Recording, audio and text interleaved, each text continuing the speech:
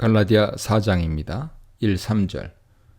율법의 한시된 성격을 설명하기 위해 바울은 다시 한번 갈라디아 교인들이 잘 알고 있는 사회 관습을 예로 들어 설명합니다.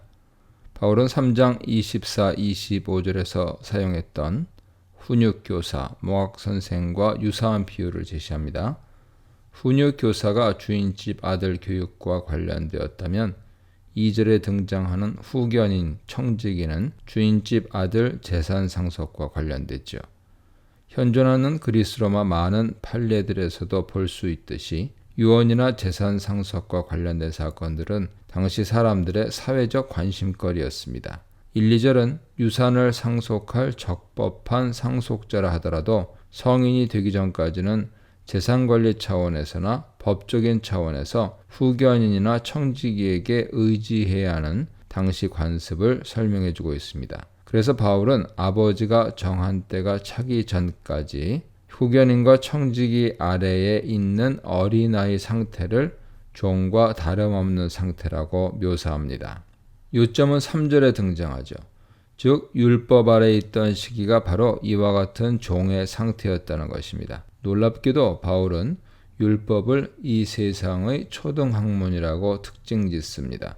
여기서 스토이케이아는 영적 세력보다는 세상이나 우주를 다스리는 기본 원리나 정신을 일컫는 말로 보는 것이 좋겠습니다. 바울이 율법을 스토이케이아의 일종으로 분류하고 있기 때문이죠.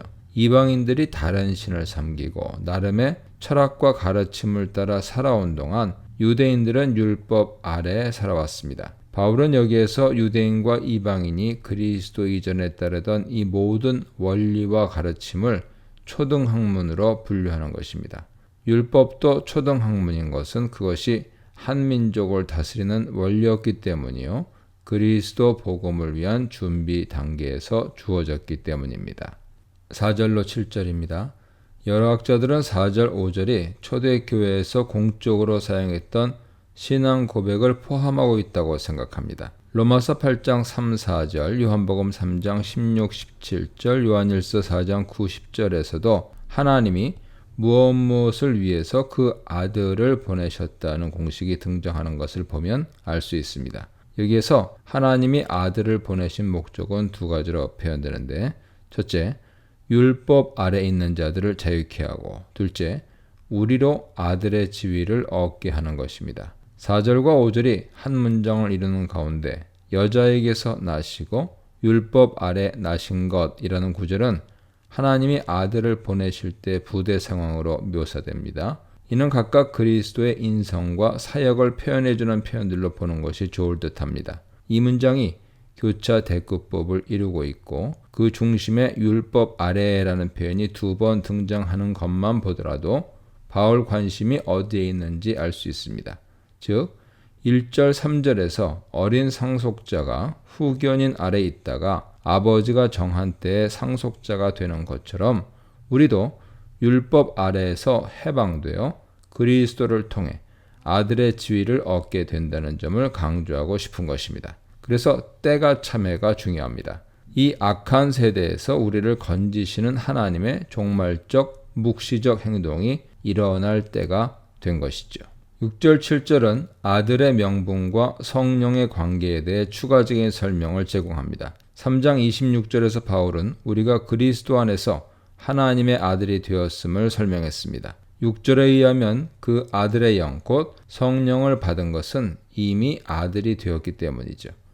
바울은 3장 2절로 5절에서도 갈라디아 교인들이 이미 성령을 경험했음을 상기시켰습니다.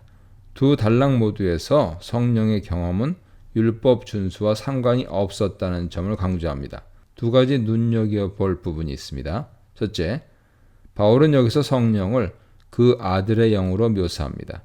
즉 성령을 그리스도의 영으로 부릅니다. 로마 8장 9절, 빌립보 1장 19절에서도 그렇게 합니다. 고린도전서 15장 45절에 마지막 아담은 살리는 영이 되셨다는 표현 또한 같은 맥락이죠. 하나님의 영과 완전한 연합을 이루신 그리스도의 모습은 신자의 영광스러운 종말적 소망을 보여주기에 충분합니다. 둘째, 바울은 아들이기 때문에 성령이 주어진다고 표현합니다. 그러나 로마서 8장 14절에서는 성령을 양자의 영으로 소개하면서 성령 곧 양자의 영을 받은 자를 하나님의 아들이라 설명합니다. 바울은 두 본문에서 성령의 임재와 양자됨 사이의 시간 순서에 대해 서로 다른 설명을 제시하는 것입니까? 바울의 관심은 시간 순서에 있지 않고 양자의 밀접한 관계를 강조하는 데 있는 듯합니다. 성령의 임재는 바람과 같아서 언제 임했는지 인간이 헤아릴 수 없죠. 그리스도 안에서 양자됨을 얻었고 그 양자됨은 성령의 선물과 관련이 있으므로 또 다른 질문이 가능합니다. 성령의 임재가 그리스도와의 연합을 가능케 했는지, 그리스도 안에서 성령을 얻었는지에 대한 질문입니다. 논리적으로 볼 때 양 방향 모두에서의 추론이 가능해 보입니다. 어느 방향이건 바울에게 중요한 것은 성령의 임재가 하나님 자녀됨의 증거라는 것이죠. 아들의 영이 있는 자는 하나님을 아빠, 아버지로 부릅니다. 더 이상 종이 아니요 아들입니다. 하나님의 유업을 이을 상속자죠.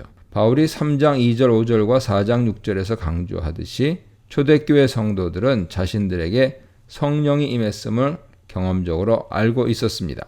성령의 임재에도 불구하고 이들이 다시 율법으로 돌아가려 했다는 사실은 경각심을 느끼게 하죠.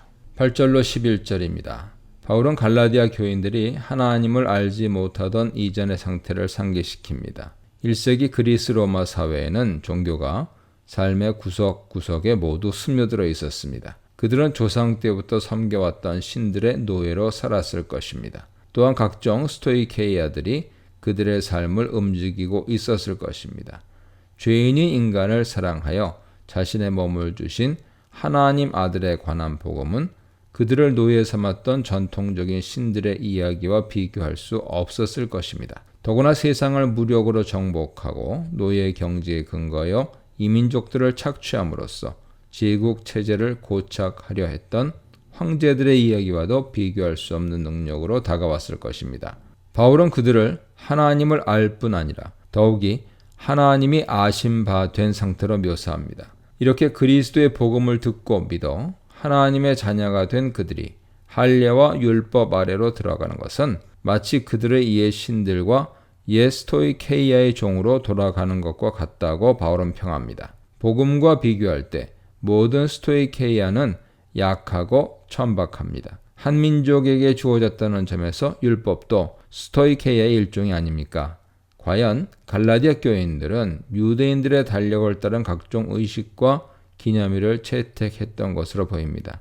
날, 달, 절기, 해는 그 각각이 정기적으로 되풀이되는 유대주의의 특정 기념일들을 가리킬 수도 있겠지만 유대주의 의식에 대한 통칭으로도 볼 수 있을 것입니다. 10절에서 지킨다라는 의미의 동사 파라테레스테는 현재형으로 쓰인 것을 보면 갈라디아 교인들이 계속해서 유대인들의 절기를 고수하고 있는 중으로 보입니다. 바울은 이러한 모습에 대해 자신의 수고가 헛되다고 단정짓고 갈라디아 교인들과의 관계를 깨뜨리는 대신 자신의 수고가 헛될까 두려워한다고 말합니다. 강한 어조로 다시 복음 진리로 돌아올 것을 명하면서도 그들 스스로 마음을 다시 바꿀 수 있는 여지를 남겨두는 대목에서 목회자 바울의 면모를 읽을 수 있습니다. 복음을 받았으면서도 자신들의 연약함과 무지 때문에 복음 진리에서 떠나는 이들은 1세기에만 존재하는 것은 아니죠. 오직 그리스도의 객관적인 사역에 근거해 의로움을 얻는다는 진리가 모두에게 계속 선포되어야 하는 이유입니다. 이 문단에서는 구원받기 전 유대인의 상태, 그리스도가 오신 후 변화된 상태, 과거로 돌아가는 갈라디아 성도들에 대해 묵상해 보시기 바랍니다.